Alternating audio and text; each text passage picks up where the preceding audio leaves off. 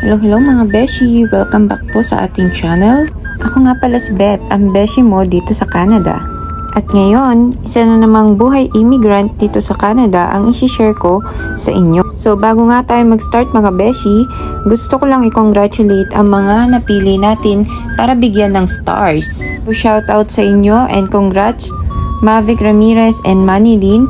Dahil nag-follow kayo at nag-share ng aking videos, deserve yung stars. At dahil nga marami nagtatanong sa amin kung magkano ang rent na binabayad namin dito sa Canada, kung kaya't ngayon ay isi-share ko sa inyo ang isang house rent tour na kung saan makikita nyo kung anong itsura ng aming inuupahang bahay and at the same time sasabihin ko sa inyo kung magkano ang aming upa.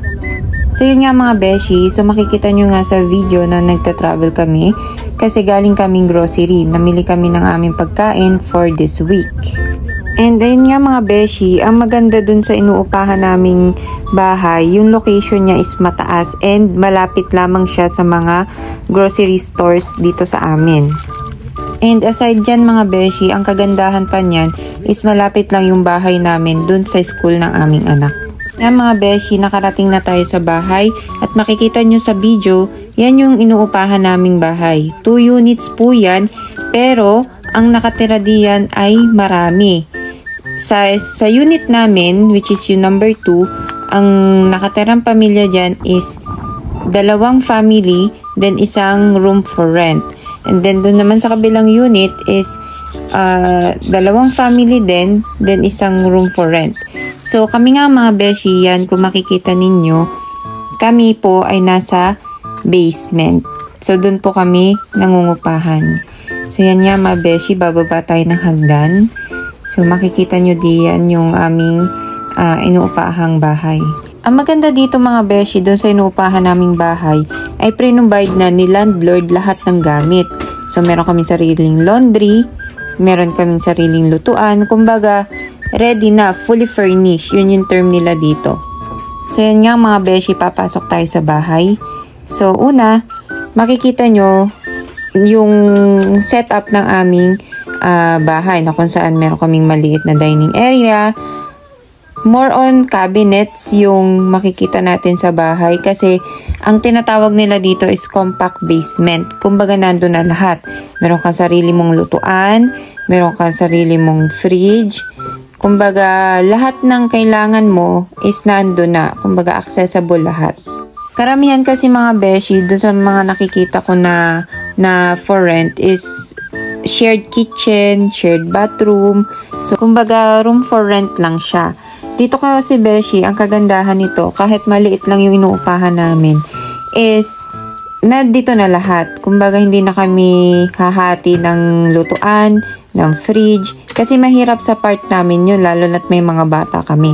Beshi, mas pinili namin na dito na lang muna kami magstay para sa mga, syempre bago pa lang naman kami dito, kumbaga nagsisimula pa lang kami, so okay na to, kumbaga swerte na kami dito sa inuupahan namin.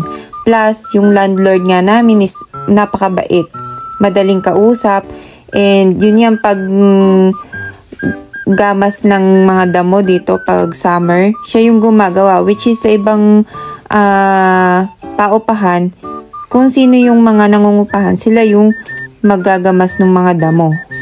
So yun nga mga beshi, sa tingin ko ang disadvantage lang ng inuupahan namin is, yun nga, hindi kami makapag-invite ng bisita dito sa amin. Kasi unang-una, wala naman kaming yung salas para doon sila magstay. Kaya, noon nga kababirthday ko lang, nagluto kami ng konti, naganda ng pansit tsaka salad, pero hindi kami makapag-invite. So, ang ginawa na lang namin is, yun, nagbigay na lang kami ng food sa kanila. Yun nga mga beshi, yan, ito makikita nyo, yan yung aming kwarto. Meron siyang bintana, yan yung exit window in case of emergency. So, yan nga mga beshi, meron din ditong cabinet para sa mga damit. And ayan. So nasa ayos din lang naman yan mga beshi. Kumbaga i-organize lang na maayos. Malinis din naman tingnan. So yan nga mga beshi, yan yung aming restroom. Sa restroom usually dito may bathtub. Common yan dito Sa atin kasi pag may bathtub ka, medyo social ka na, may nakakaangat-angat ka sa buhay. Pero dito, normal lang yan. So yun nga mga beshi, syempre Pinoy tayo, kailangan natin ng tabo at timba. So yan mga beshi, meron din dyang cabinet para sa mga rugs. And ayun nga mga beshi, so ang upa nga po pala namin dito is 1,200 or 1,200. So kung convert natin siya sa peso, ang equivalent niya is nasa 49,000. Almost 50,000 yung amount niya. Diba mga beshi, bahay pa lang, malaki ng gastos. Kaya talaga marami nagsasabi na mataas ang cost of living dito. Kasi bahay at bahay pa lang, malaki na yung impact niya pagdating sa income mo. Pero yung magkagandahan naman dito mga beshi, yung sa inupahan namin is nandito na lahat. Kumbaga madaling kumilos, may privacy kahit papano. Kaya swerte na rin kami dito sa napili naming uupahan. Kahit sabihin na maliit, at least meron kaming privacy at madaling kumilos para sa mga bata. So yun lang mga beshi, maraming salamat. If you want more videos, just follow for more. Thank you!